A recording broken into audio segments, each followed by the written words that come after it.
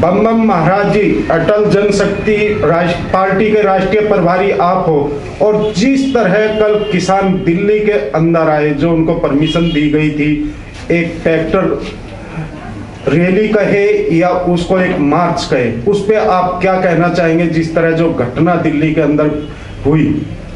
देखिए, सबसे बड़ी बात क्या है, मैं किसान के नाम पर जो आंदोलन जारी था, उस आंदोलन के संबंध में हमने शुरू से लेकर अब तक लगातार सरकार को, सुप्रीम कोर्ट को और प्रशासन को जो इससे संबंधित है, उस सभी को आग्रह करते आ गए हैं। इस संबंध में जो कुछ भी जी हमने कार्रवाई किया है, वो ऑन रिकॉर्ड में, ऑन एविडेंस में सरकार के पास भी है, दिल्ली पुलिस के पास भी है, सुप्रीम कोर्ट के पास भी है। मैं शुरू से यह कहते आया हूँ, ये गैर किसानों का आंदोलन है और किसानों का यह आंदोलन नहीं है। यहाँ जो कुछ भी लोग बैठे हुए हैं, वो सभी हिंदुस्तान को गजवाए हिंद के लिए एक प्रयोग के तौर पर बैठे हुए हैं। जैसा कि एविडेंस और साक्ष्य उस समय मौजूद था, और वही साक्ष्य कल दिल्ली में बिल्कुल ही प्रकट होके अपना दस्तक दे दिया है। सर, बीच में मैं आपको रोकना चाहूंगा। जिस तरह लाल किले पे झंडा लहराया गया, कौन सा झंडा लहराया वो आपने भी देखा, देश की जनता ने भी देखा, उस पे आप क्या कहना चाहिए? देखिए, झंडा कौन सा लहराया मैं इस पर नहीं जाना चाहूँगा। झंडा तक जो हाथ पहुँचा, भारत के झंडा तक जो कोई भी हाथ पहुँचा, वह हाथ अपवित्र था, उसकी सोच, उसकी नीति और नियत गलत थी।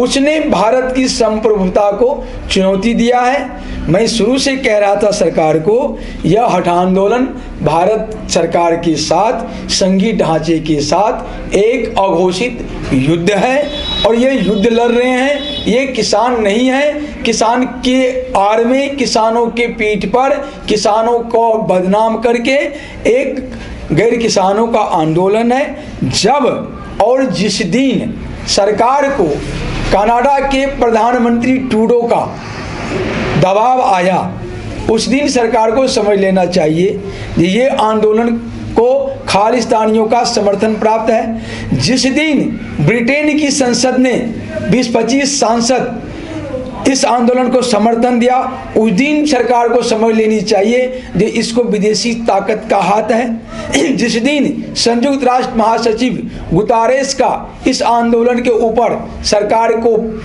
बयान दिया, तो उस दिन समझ लेना चाहिए इस आंदोलन की जड़ कहाँ है। पाकिस्तान की तो बात छोड़ ही दीजिए, वो तो पूरे 20 करोड़ मुसलमान पाकिस्तान में है और 40 करोड़ मुसलमान हिंदुस्तान में है। तो यहाँ तो ये 40 करोड़ 20 करोड़ 60 करोड़ मुसलमान गजवाई हिंद की तैयारी के लिए बैठा हुआ है। सरकार को कब समझ आएगी, समझ नहीं आ रही बात को। इसके बाद रह गई सोनिया का चाल चरित्र चिंतन, सोनिया की चाल चरित्र चिंतन। सोनिया इटली की नागरिक, केवीजी का एजेंट, विदेश उस रूस ने इसको ऑलरेडी प्रमोट किया हिंदुस्तान में, और ये बार वाला। दूसरी बात ये ईसाई, दूसरी बात सुप्रीम कोर्ट के जज मिस्टर बोबड़े, वो ईसाई। यहाँ पर देखिए, मैं आज बिल्कुल ही सुप्रीम कोर्ट को कटघरे में पूरी तरह से खड़ा कर रहा हूँ। जिस प्रकार शाहीन बाग को सुप्रीम कोर्ट ने डील किया और उसके बाद दिल्ली जला, तो ये भी सुप्रीम कोर्ट की गलती थी, और आज भी सुप्रीम कोर्ट की वजह से ही दिल्ली शर्मसार हुआ, देश शर्मसार हुआ। ये भी दिल्ली पुलिस के जितने जवान घायल हुए हैं, इसके लिए सुप्रीम कोर्ट दोषी है। सुप्रीम कोर्ट के जो मुख्य न्यायाधीश बोबड़े जी हैं और जो भी जज हैं, वो सभी सिटिंग जज इस्तीफा देके सुप्रीम कोर्ट खाली करे, नई वैकेंसी होने दे, नई व्यवस्था आने दे।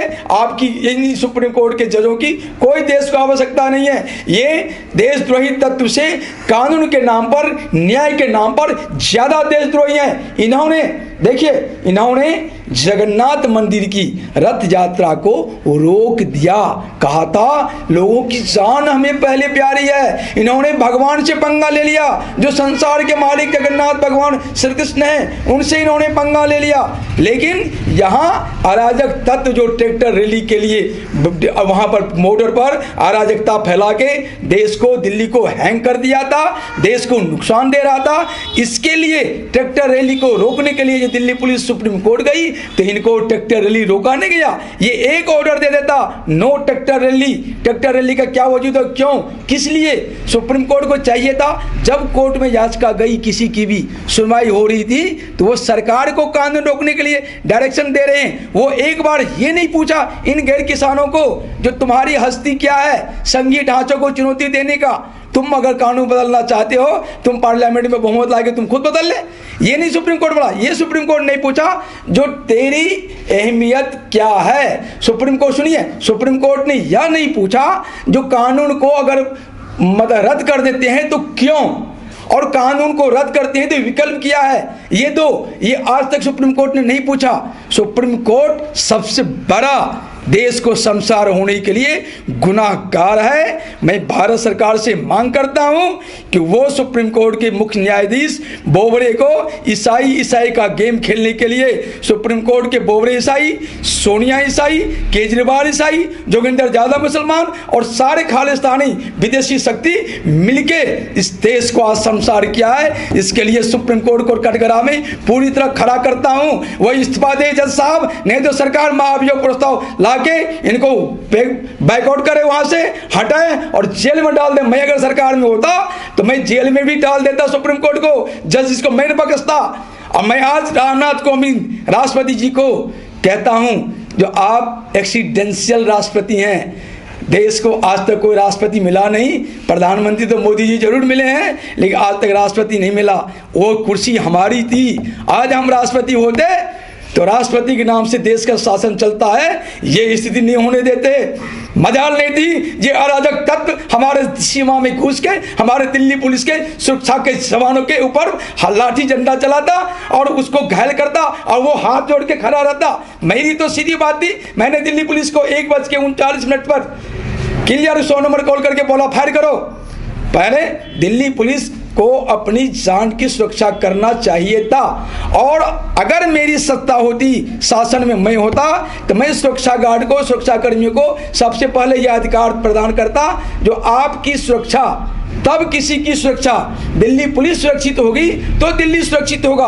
अगर दिल्ली पुलिस मर जाएगा तो दिल्ली तो ऑटोमेटिक मर जाएगा। इसलिए दिल्ली पुलिस की सुरक्षा अहम थी, और दिल्ली पुलिस की सुरक्षा के लिए सुरक्षा जवान को यह आदेश होना चाहिए था, जो आपकी जान पर कोई बन पड़े तो मारो पहले उसको, पहले अपनी सुरक्षा करो, तब तुम दिल्ली की सुरक्षा कर सकते हो। यहाँ पर दिल्ली पुलिस ने अगर कोई संयम दिखाया तो उन्होंने गलती की है, उन्हें फायर करनी चाहिए थी। मैंने सीधी कहा उनको, एक पर्चे 39 मिनट पर फोन करके 100 नंबर पर कंप्लेंट करके 2 मिनट 26 सेकंड मैंने बात किया, कहा फायर कीजिए आप क्यों ये सहनशीलता दिखा रहे हैं? आप इसके लिए नहीं है। आपके भी दिल्ली पुलिस का भी बाल बच्चा है, परिवार है, अगर उसका कोई भी सदस्य घायल होता है, मरता है, तो उनको क्या दुख नहीं होता है?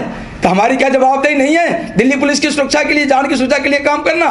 तो मेरी सरकार होती तो ये काम पहले करती, हर सुरक्षा जवानों को अपनी सुरक्षा करने का अधिकार देके उन्हें पावरफुल बनाता। दूसरी बात मैं आपसे ये कहना चाहता हूँ, ये सरकार जब शुरू से मैं इनको कह रहा था मैं 3 से 5 दिन में इस आंदोलन को समाप्त कर दूंगा, आप मुझे अधिकार दे दो।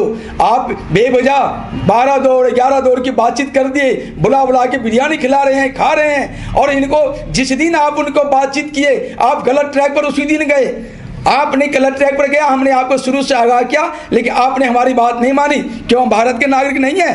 आज देश शर्मसार बात का मैं शर्मसार नहीं हो रहा हूँ, मेरा मस्तक नहीं झुका, लेकिन सरकार को ये समझदारी नहीं आ रही है। मैं जब भी हर वक्त सरकार को हर समय गाइड किया हूँ, सुझाव दिया हूँ और सही दिया हूँ, लेकिन मेरा इग्नोर करने का नतीजा सरकार को हमेशा भुगतना पड़ा है और कल भी मुझे इग्नोर करने का नतीजा ये सरकार भुगता है। इसलिए मैं सरकार को चेतावनी देता हूँ, जो आप अगर पावर में हैं तो सरकार है तो सरकार दिखनी चाहिए।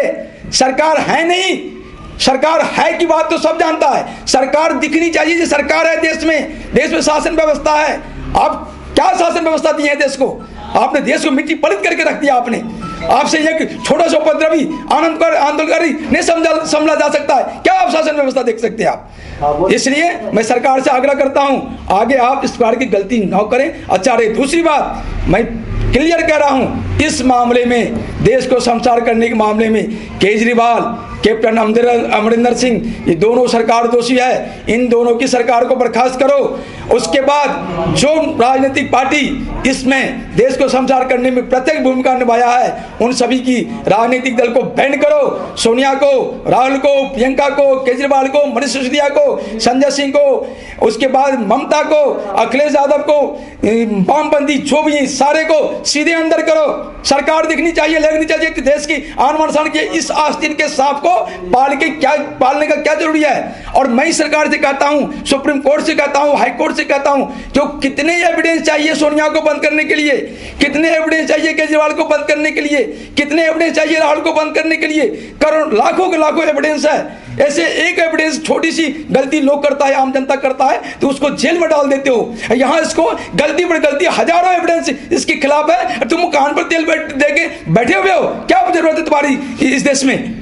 अगर नहीं काम कर सकते हो कानून के नाम पर, तो सीधे साइड कर दो, हाई कोर्ट खाली करो, सुप्रीम कोर्ट खाली करो। सारी कार्यपालिका, व्यवस्थापिका, न्यायपालिका और मीडिया, ये सभी जो इस देश में कैंसर युक्त बीमार हो गया है। और इसको खत्म करने के लिए, देश को नया गणतंत्र देने के लिए 26 जनवरी 1921 को, 26 जनवरी 2021 को जो गणतंत्र को अपवित्र कर दिया गया है, अब नया गणतंत्र मनाने के लिए अटल जनशक्ति पार्टी 28 जनवरी 2021 को एक नया प्रस्ताव पारित करेगी अपने राष्ट्रीय सम्मेलन में। और नए भारत का उत्थान करने के लिए इस ढकोसला कानून को, इस ढकोसला शासन व्यवस्था को, इस नेहरू के पाप को, वामपंथियों के पाप को जड़ समेत खत्म करने का कल प्रस्ताव पारित करेगा।